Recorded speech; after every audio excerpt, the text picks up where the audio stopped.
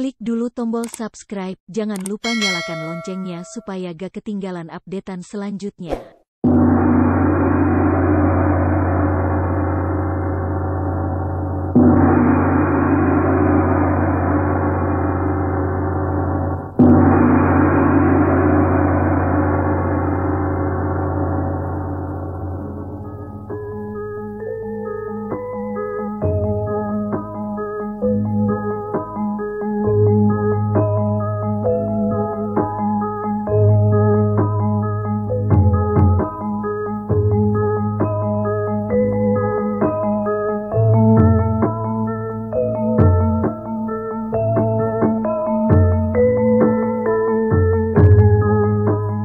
Romo Prabu, tidak ada wanita yang akan kucintai dan kunikahi selain Dewi Anggraini.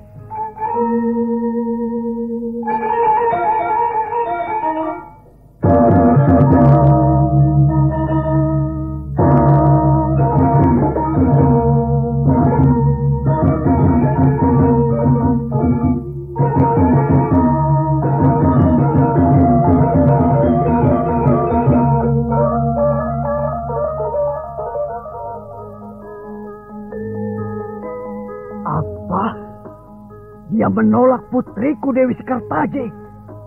Tahukah kalian apa hukuman bagi orang yang telah mengingkari janjinya? Siapkan prajurit, kerahkan pasukan, serbu Jenggala, luluh lantakan kerajaan Jenggala.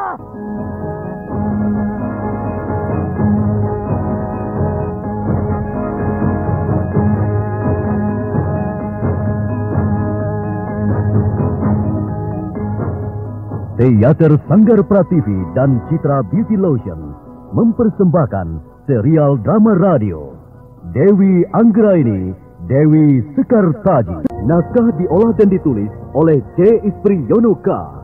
Teknik dan montase Edwin Sutandi. Hiasan musik dan sutradara C. Ispriyonoka.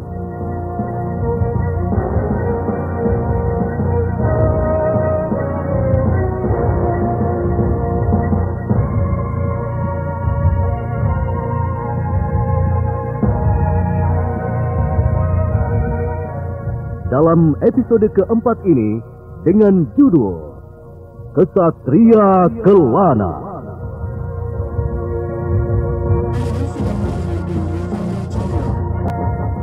Pada seri yang ke-91 ini didukung oleh para pelaku Jumali Jindra sebagai Kelana Jayansari, Ari Sudiro sebagai Kebo Pandogo, Irma Ispriyono sebagai Dewi Ragil Kuning, Slamet sebagai Tudung, Stefan sebagai Palipir, Gundin sebagai Rupit, Koni sebagai Memeng, dan Nusri Nurdin pengantar cerita. Selamat menikmati. Kapal dagang milik Bapak Wong almarhum yang kini telah dipugar semacam kapal perang itu meluncur melaju mengarungi Sungai Berantas. Tanpa terasa, pelayaran itu telah mencapai kawasan kaki Gunung Kendeng.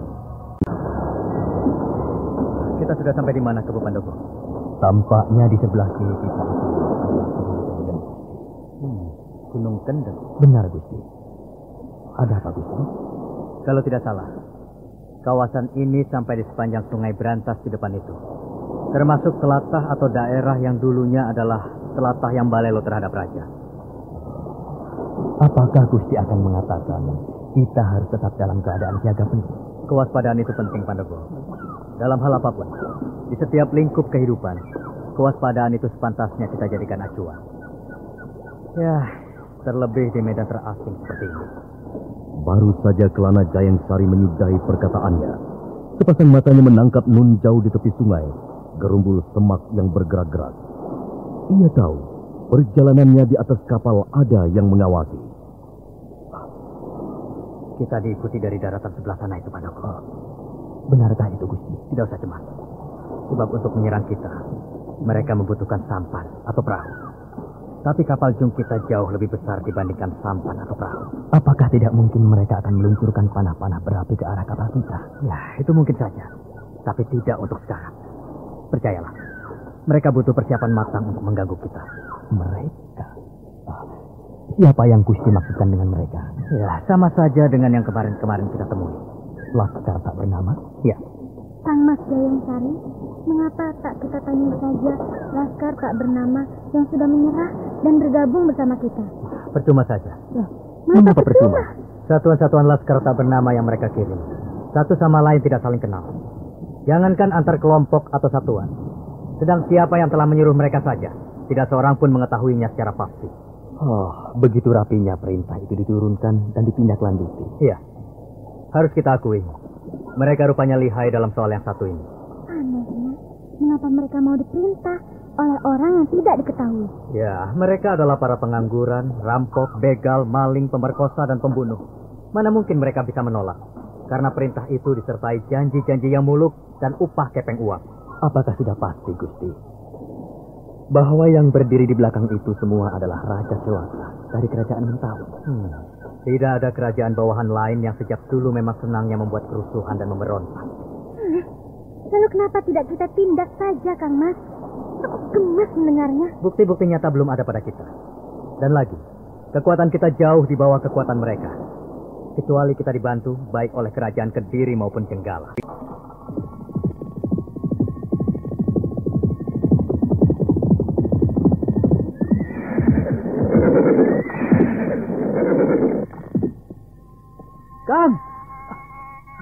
Kang Tudung. Oh, iya. Ya.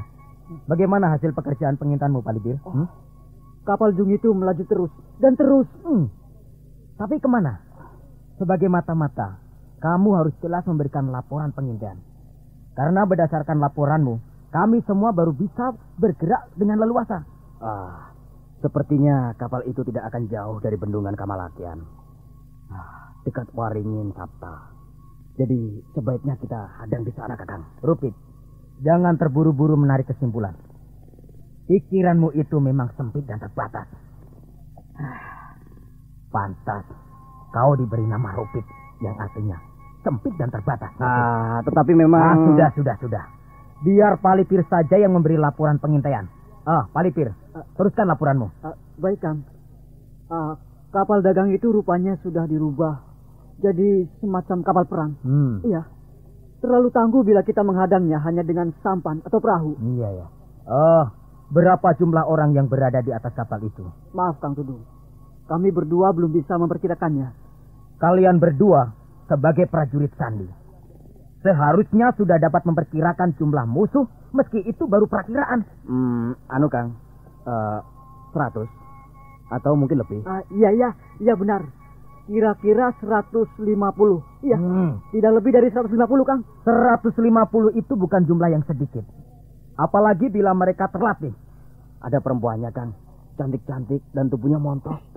Kamu ini. Perempuan itu dari mana?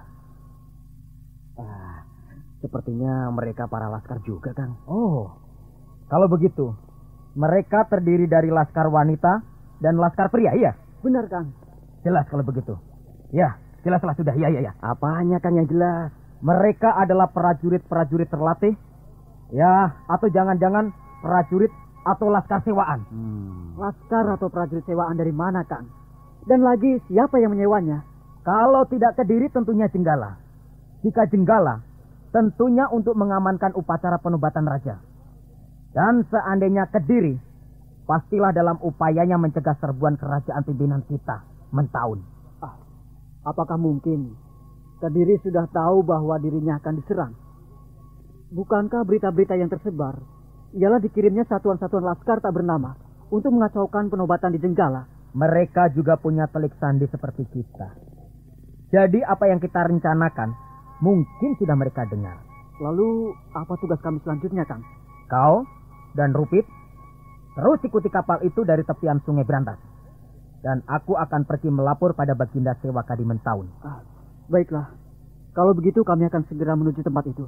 Permisi, Kang. Kami berangkat, Kang. Ya. Berhati-hatilah. Dan ingat, Kelana Jayeng Sari bukanlah nama kosong.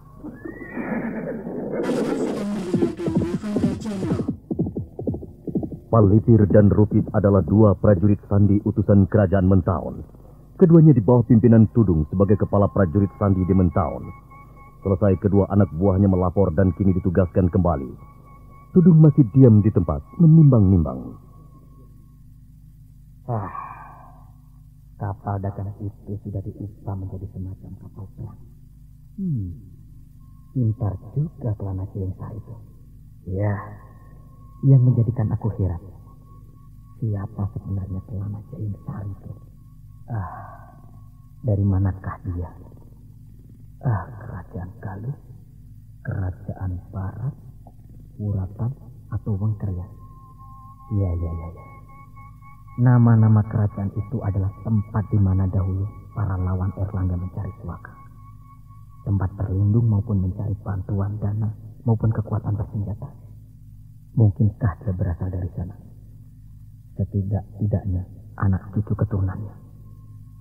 Tapi kalau benar berasal dari salah satu tempat itu, bagaimana mungkin Baginda Sewaka tidak mengenalnya? Bukankah tempat-tempat itu yang sekarang ini diajak bekerja sama oleh Baginda Raja Sewaka? Aku harus terlebih dulu melapor pada Baginda Raja Sewaka. Aku harus ke Mentaun.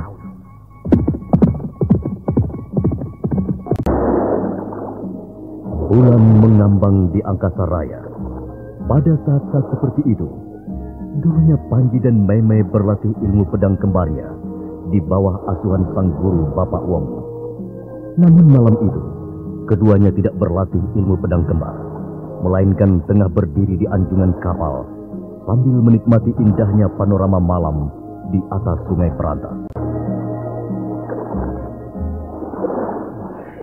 Dulu, saat-saat seperti ini, kita berlatih dan dilatih almarhum Bapak Wong ilmu pedang kembar.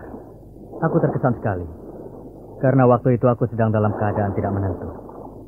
Kakang Jain Sari, bukankah waktu itu Kakang sedang menanti jawaban cinta seseorang? Iya. Tapi... Bukan maksudku menguak luka lama, Kakang. Tidak mengapa, adik Meme. Terus terang, waktu itu pun aku sebenarnya aku... Sebenarnya apa? Kenapa tak kau lanjutkan? Tidak apa-apa, Kakang. Kenapa sulit berterus terang? Bukankah sekarang ini aku adalah kakangmu? Tidak.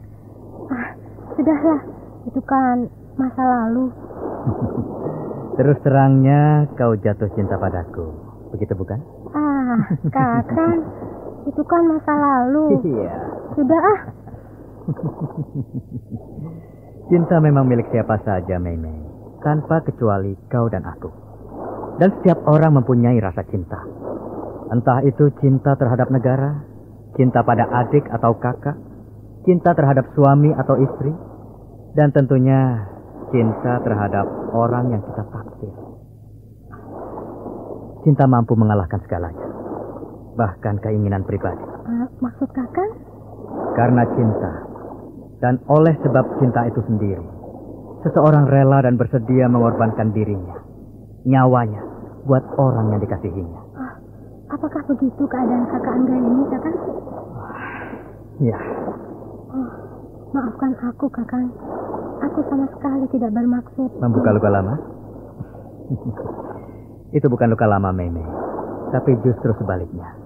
Masa-masa yang penuh madu. Awas, Meme! Panah bersurat. Dari siapa? Tepat di atas kepala Meme, sebuah panah mendesing dan menancap di kayu tiang layar. Batang anak panah itu dililit sekucuk rontal. Kepada siapakah surat itu ditujukan? Dan siapa pengirimnya? Nah, saudara pendengar, silakan mengikuti pada seri berikutnya.